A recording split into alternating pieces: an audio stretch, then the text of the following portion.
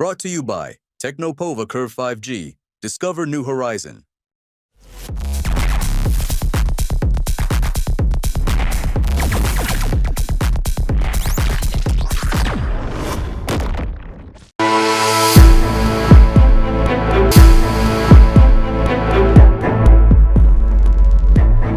Doctor Sanjay, सीधा सवाल है, चिराग को कितनी सीटें मिल रही है और क्या चिराग जिस तरीके से बार बार इस बात को दोहरा रहे हैं, आपको लग रहा है चिराग बिहार की राजनीति में उतरने जा रहे हैं? क्योंकि उनको लगता है कि 2025 के चुनाव के बाद कभी भी वैकेंसी क्रिएट हो सकता है, परिस्थितियां कुछ ऐसी बन रही हैं और चिराग प्रबल दावेदार हो सकते हैं, इसलिए चिराग बिहार आना चाह रहे हैं। कैसे देख रहे हैं आप?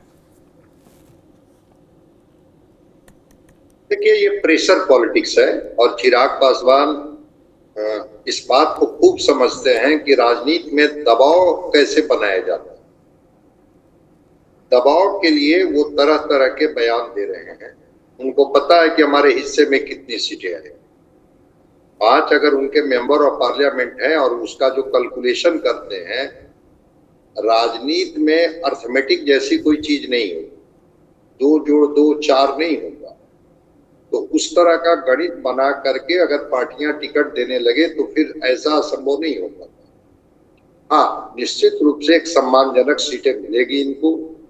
25 से 30 सीट के बीच में उम्मीद किया जा रहा है कि निश्चित रूप से चिराग पासवान को दी जाएगी और ये अपने को किंग मेकर की भूमिका में चाहते हैं बिहार में। अरुण भारती पहले भी बयान दे चुके हैं, आज कोई नई बात नहीं है कि आज उनका बयान आया है।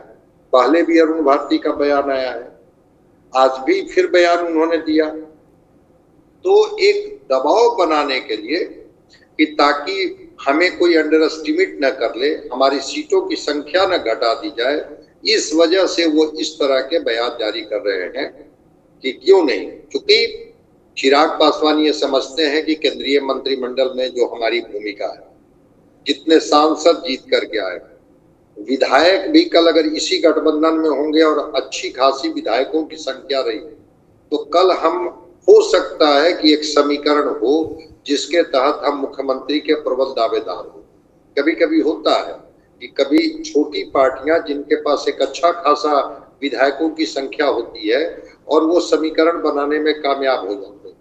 और कई राज्य ऐसे रहे हैं जहां पर किंग मेकर वाले किंग बन जाते हैं।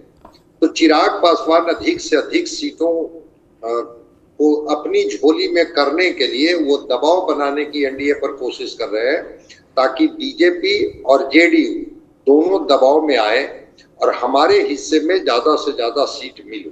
हालांकि फिर उन्होंने, आज ही मैं देख रहा था कि वो रमना मैदान में घोषणा की है कि हम 7 जिलों की रैली करेंगे या मीटिंग करेंगे, कुछ इस तरह की बात मैं देख रहा था। वो जो शाहाबाद का इलाका है, क्योंकि उन्होंने पिछली बार भी जो प्रभाव डाला था वो शाहाबाद और मगध के इलाके में ही ज्यादा से ज्यादा उम्मीदवार खड़ा किए थे 2020 में, और वहीं पर वो वोट काट करके और खास करके जेडीयू को हराने में अपनी महत्वपूर्ण भूमिका अदा की। इस बार भी वो शाहाबाद और मगध के इलाके को फोकस किए हुए हैं।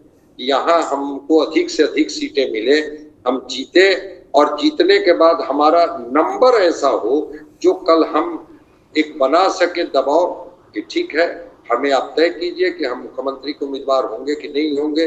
और अगर नहीं तय, इस बात को बीजेपी भी खूब ठीक तरीके से समझती है, जेडीयू भी ठीक तरीके से समझती है। जीतनराम मांझी और उपेंद्र कुशवाहा के बारे में कहना ही क्या, वो तो चिराग पासवान को जितना अच्छा से समझते हैं कम लोग समझते हैं। तो मैं समझता हूं कि ये चीजें जो हैं वो दबाव के अलावा और मुझे कुछ इसमें नहीं दिखता।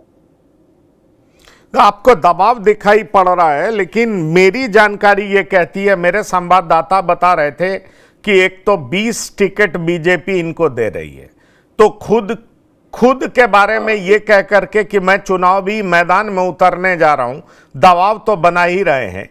लेकिन दूसरी तरफ इनको ऐसा दिखाई पड़ रहा है कि और ज्यादा सीटें ले लेंगे और परिणाम कुछ इस तरीके से आया तो चुनाव के बाद भी वैकेंसी हो सकता है। नीतीश 5 साल नहीं चलेंगे, इसलिए चिराग को लगता है कि मौका मुझे मिल सकता है। इसकी पूरी संभावना है, क्योंकि वो दलित समाज से आते हैं, वो यंग हैं और उनको लगता है कि बिहार में उनके लिए बेहतर प्रोस्पेक्ट है।